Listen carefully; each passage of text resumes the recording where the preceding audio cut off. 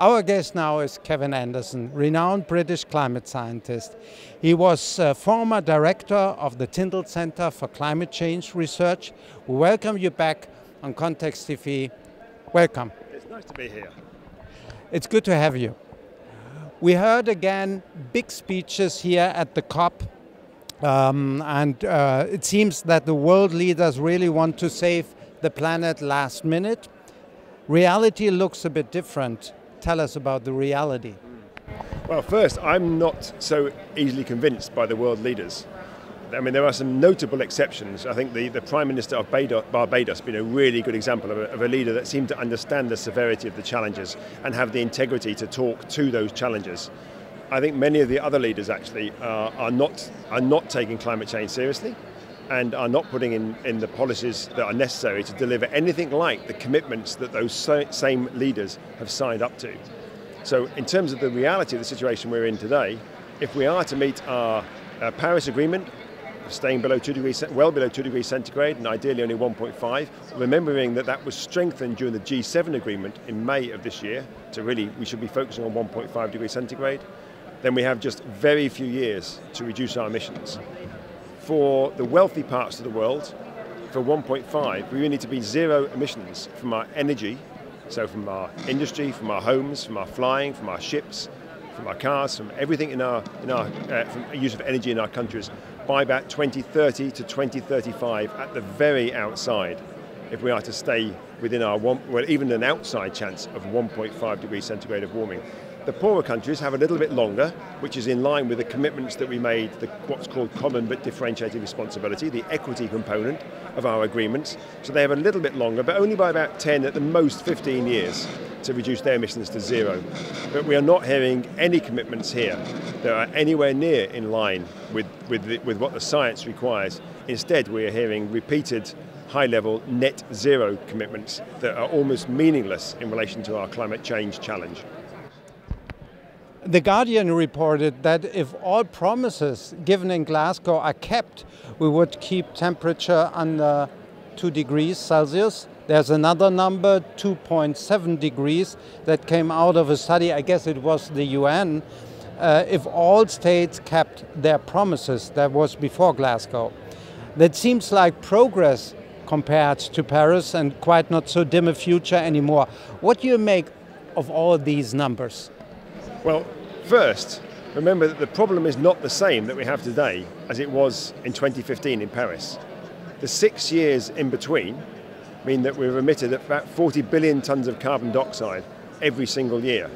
So we are talking about a huge amount of carbon dioxide that's been emitted since Paris. So the challenge is much more difficult, and we've now said we want to focus more on the 1.5 degrees centigrade commitment. What the Guardian is reporting on, this 1.8 or 1.9, depending which study you read, I think is highly misleading. First, it assumes that when a government says net zero, they mean zero, but they do not. When they say net zero, they mean they're going to use some sort of technology in the future that does not exist today to remove carbon dioxide from the atmosphere to compensate for their ongoing increase or ongoing levels of emissions from more cars, or the same number of cars but not reducing them, from flying, from not changing our housing stock in our cities. So looking at all of the sorts of places that emit carbon dioxide today, they're not looking at reducing that anywhere near the level that's necessary, and they're going to compensate that, and not they, our children and our children's children are going to compensate for that by having to develop technologies to remove our carbon dioxide from the atmosphere in 2050, 2060 and 2070 and beyond. So it's only if you believe that that is a reasonable thing to do you get anywhere near the 1.8 and 1.9. If you actually think that is not an appropriate thing to do, then you take us much more again towards the 3 degrees centigrade of warming, if not higher.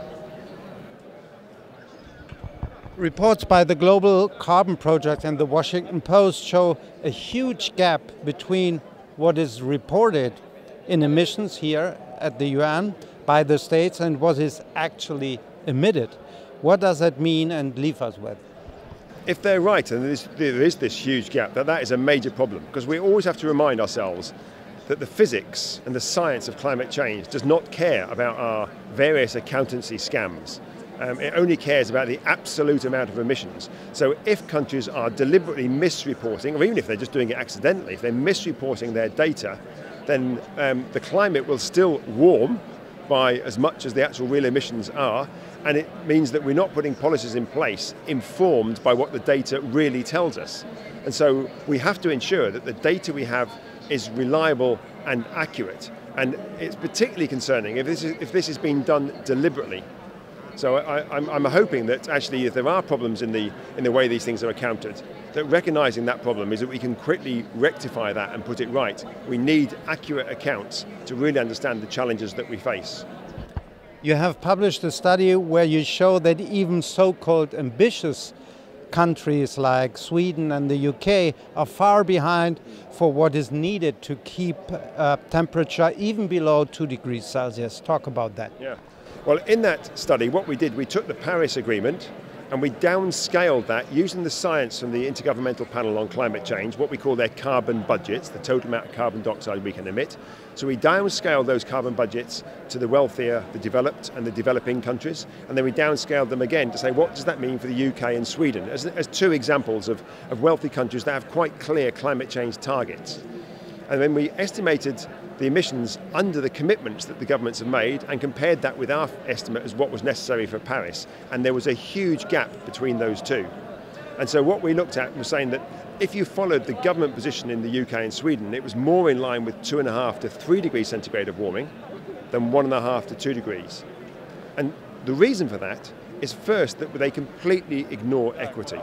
So the wealthy countries such as the UK and Sweden are really assuming that the reductions they make are really no different for those, the rate of reductions, from that of the poorer countries of the world. Now that is not in line with our equity commitments that we sign up to every year. So that's firstly wrong. The second thing is that they are highly reliant on these future technologies that do not yet exist or are in very small pilot schemes to remove carbon dioxide from the atmosphere in years to come. So the combination of those two, that equity part and the reliance on the future technology, has meant that their national commitments are underplaying the severity of their real emissions. And that means that if you played out the real futures that these governments are expecting, then that's much more in line with 2.5 to 3 degrees centigrade of warming. You also counted in your study a global overhead, cement production and deforestation. That is very special. I haven't seen that in other studies. Why have you done that? Yeah, there were two significant reasons. Our focus was on energy, and there are many low carbon or zero carbon forms of energy available, and they're available to wealthy and richer countries. They're well understood, and we have some of them already. Our concern about cement is about 8% of global emissions. About half of that, 4%, is actually from the energy used in producing the cement. Now we could do that low carbon. But the other 4%, which is a very significant part, is the chemical process in making cement. And that is much more challenging to actually deal with. We can deal with it, it's going to take us quite a long time. And our concern was that the wealthy parts of the world, we don't use that much cement anymore. So our cement use, because we have our buildings, we have our infrastructure, we've built our power stations and our roads and our train lines, so we still use some cement, but not a lot. If you look at the poorer countries as they're developing, they're building their water systems, their sewage systems, they're putting in place their train lines, their buses, they're building their buildings, and so they're using lots more cement than we are, I mean, many, many times more. And so it would be very unfair to penalise those countries, which would affect their development, by putting cement as something that they have to factor into their emissions in a way that unfairly penalised their overall carbon budget. And so we felt it was appropriate, it was a global overhead. Not that we ignore it, but that we reduce it in the wealthy parts of the world, but we also help the poorer parts of the world as quickly as possible move to low carbon cement. And that probably will mean there are certain things you can do technically to do that, but also what we call carbon capture and storage, which I'm not in favour of for energy, but I think on cement and steel could be a really beneficial technology. And that's why we took cement out, for the equity reasons. And it's the same sort of arguments that we made for deforestation. The wealthy parts of the world, such as the UK, we're at 13% of our land cover is forest. So we've already deforested, and it gives us lots of land for agriculture and other things. And then we're penalising other countries for doing what we have already done. Now, we don't want the other countries to deforest, but it's not just their responsibility, it is also our responsibility. So again, it should be a global overhead where we all take some responsibility for deforestation. You have been criticizing your colleagues for not speaking truth to power. Why is that? I'm particularly critical of some, not all, some of the senior academics, and other ones as well, but mostly the senior academics. But you don't want to name them? Not yet. No, I don't want to name them. But and often it's because they're doing this for well-meaning reasons, but to me it's really misguided. So in private, they will tell me things from their work about how bad the situation is. And then in public, they will say something that is much more hopeful, that is not supported by their evidence. And sometimes the difference between those two is huge. They will also promote technologies which they don't think will work at the scale that they have in their models, but they put them in their models because it gives them an output that means they don't have to significantly question the current political economic framework or paradigm. And the reason that some of them make is that we can't change the paradigm, and therefore we have to sort of change our assumptions or massage the language we use to make it look more appealing.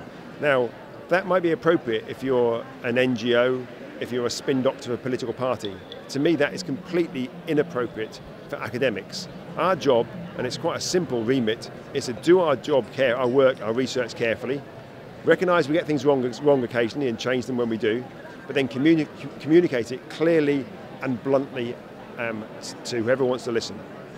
We should not be there to spin a cheery story. We should not be there to make it attractive to the NGOs or the policymakers. It's only the content of our message as academics that really matters. But I think we have been very dangerous. We have been spinning a tale which fits with the political dialogue for far too long on this issue. And as time has passed and the challenge has got harder and harder, we have spun an increasingly imaginary tale rather than saying what our science is telling us. And I hear this repeatedly. It's not as this is just occasionally. As an example of this, I was at an event recently when the person, when she was speaking, was saying, you know, things are challenging, but there are things that we can do, and she was explaining that. And then afterwards on the train, she put her head in her hands, and excuse the language, she just said, "We're fucked. We're absolutely fucked." Now, I don't think she should have used that language in the seminar, but I think she should have expressed that feeling through her research in the seminar. She shouldn't wait and say that privately to me on the train. And if we misinform the policymakers, if we misinform the public, how can they develop policies that are in line with the information? Where are we heading actually right now, temperature-wise, and what impacts would that have on the world and on us? I think it's hard to say exactly where we're heading, but to my assessment, somewhere between 3 to 4 degrees centigrade of warming across this century. So I've used this language before, that is like living on a different planet. If we look at the recent report that came out from the IPCC, SR 1.5, when they looked specifically at the climate impacts for 1.5 degrees centigrade and compared them with the climate impacts for 2 degrees centigrade, but at 1.5, as an example, you kill about 3/4 of the barrier reef and other tropical corals. At 2 degrees, you kill all of those. And so even at these lower temperatures and just small differences, we see huge impacts on major ecosystems. Now imagine that playing out now for our insect communities that pollinate our crops, that produce our food, that help us produce the food. We're going to severely impact that, and we're already seeing that in some places. And so what we're going to have from that will be lots of issues to do with food production. But exacerbating that, making that worse, will be droughts and floods. Military tension, as we see in some parts of the world, mean again there'll be less stability to help people, you know, with their industries and with their agriculture. So we see basically what we're seeing at 3 to 4 degrees centigrade of warming is the collapse of many of our current ecosystems. They will eventually evolve into new ones over very long periods, but also the collapse of many of our human systems because they will not be able to deal with that rate of change. So 3 or 4 degrees centigrade in a million years doesn't really matter. 3 or 4 centigrade in several thousand years is less of an issue. 3 or 4 centigrade in 100 years is a disaster. And so I think we have to recognise that our systems, our human and our ecological systems, will not be able to respond in a reasonable fashion at that rate of change. There's a lot of greenwashing going on at the COP. Not only the governments give nice talks, but also corporations like financial institutions. Where's the money really going and where not? Well, first, actually, there isn't that much money. I mean, if we are going to decarbonise, particularly my focus on energy, our energy system, that is a huge challenge, way above the investments that people are talking about. I think people still think that responding to climate change is a bolt-on to business as usual. It's not. It's a completely fundamental shift. So it is. I often use the example of, I've used this before, like the reconstruction of Europe after the Second World War, or Roosevelt's New Deal. But it's even more than that. Every facet of our built infrastructure, from our transport to our houses, to our industry, to our electrification of the energy system, all of that has to happen within 1, 2, at the very outside, 3 decades. So we're not talking about investments that are that large. What we're talking about investments that are still quite big, but they're not actually investments always in the technologies. A lot of this financial structure is about ways we can use finance to try to drive certain technologies. But in reality, I think, these are much more financial mechanisms and instruments that what they do in the end, like banking often does, it makes money for the people who organise the banking instruments. It doesn't actually deliver on the changes that are necessary. So the same people that developed the same sorts of mechanisms that led us to the banking crisis in 2007, 2008, those same people are developing the same sort of complex financial mechanisms to try and address climate change. What we need, if we're going to use any finance here, it needs to be transparent and honest. And I think my fear is with the way that we're looking at the finance, it's not going to be either transparent or honest, and it's going to feed into the idea that we can do something by always paying for someone else to make the change elsewhere.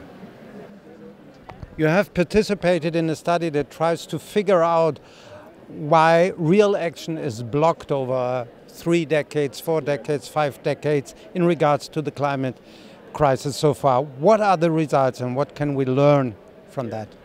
Well, that was a really interesting piece of work. It was very challenging. There were 23 authors, I think, and we tried to understand through different levels of expertise, what we call them lenses. So some people looked at psychology, some people looked at technical issues, other people looked at issues of governance. So we looked at 9 different ways as to why it is, reasons as to why it is we may not have bent the emissions, why we haven't bent the emissions curve in the right direction.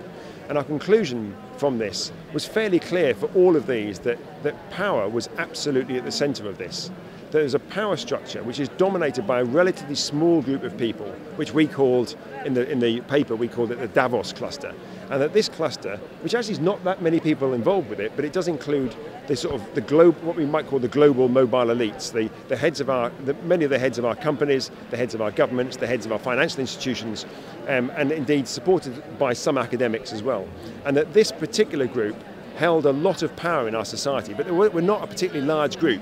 But their interest in holding that power was to maintain the power. It was not to respond to the challenges that we face, whether they're ecological challenges or some of the social challenges. And our judgment was that they were completely ill-equipped. These people could not change to help us address climate change, yet they talk as if they can. So then we started to say, well, where would the power come from?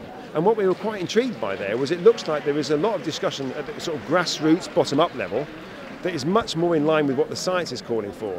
And also, many more people are there. I mean, most of the population are not in Davos. That's a small percentage of the population. So if the rest of us actually start to mobilise the power we actually have and engage also, we felt, much more with the research, the academic community, we could provide a different power structure, which was much more open to a wider group of people to be involved, rather than this very elite, top-down form of power. This is not to say that leaders aren't important. They are. But it's much more a relationship between bottom-up and top-down. And at the moment we're dominated by this top-down, and they have failed and they are ill-equipped and unable to respond to the climate challenge. They're locked into a mindset and a model that is complete, when it's caused the problem, it's not going to help us solve the problem. And so we needed much more of this sort of bottom-up leadership to help us break this impasse that we have today.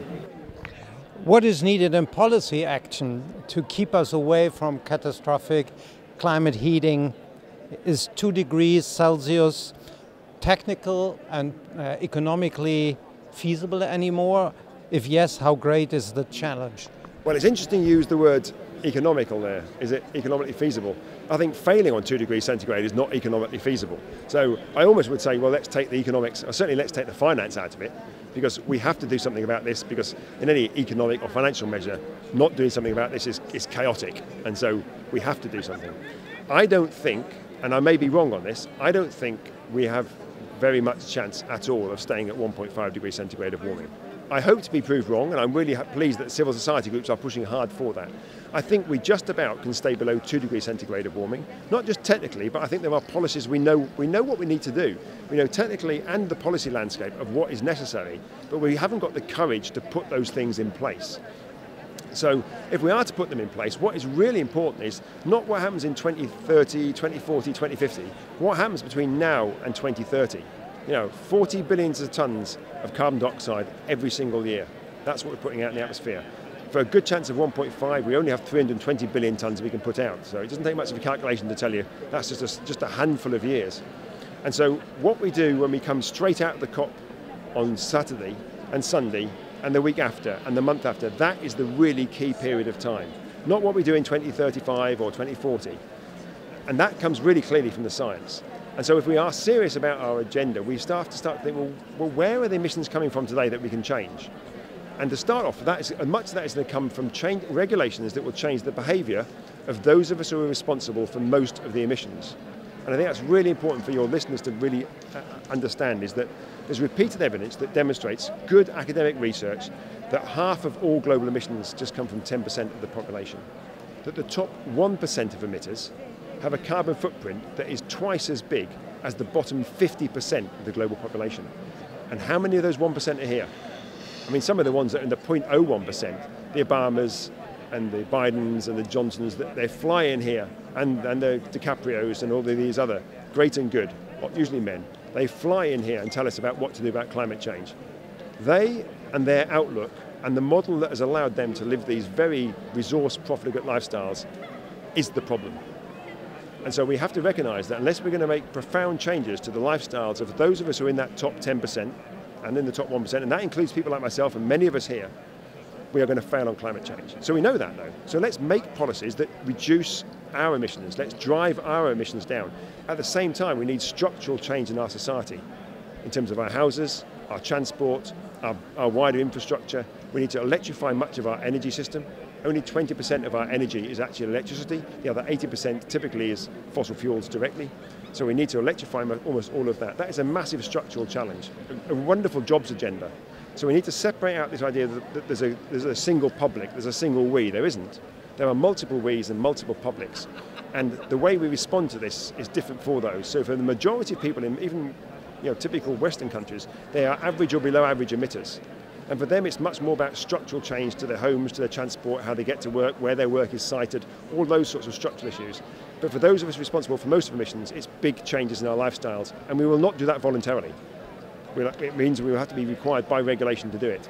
And however we may sweeten that pill, it's effectively for us, we will see that in the short term as a sacrifice. But that sacrifice is, what is it for? It's for the poor people around the world that are already being impacted by climate change, sometimes dying even now.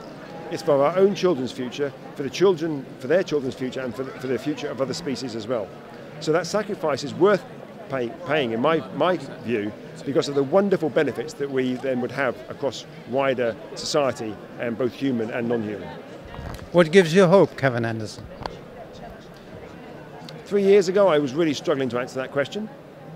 And what gives me hope now, strangely, is actually the civil society movements, the youth movements, and the complete range of civil society movements.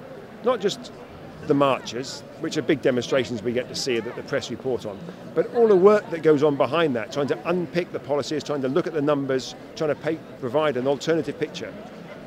There are huge numbers of people doing this now, involved in this, and also wider groups of society just talking about these issues. There's far more people in those groups than ever in the small elite in the Davos-Cluster. And my hope is that this lot are having their voices heard, and they are starting to change the agenda and the dialogue. And we've already seen that in some of our local politics, where it hasn't gone far enough, but some of our mayors and local councils are pushing an agenda which is far more stringent than our national governments are requiring. It's not enough, but that civil society engagement is absolutely key and gives me some sense of hope. Thanks a lot for the interview. It's my pleasure.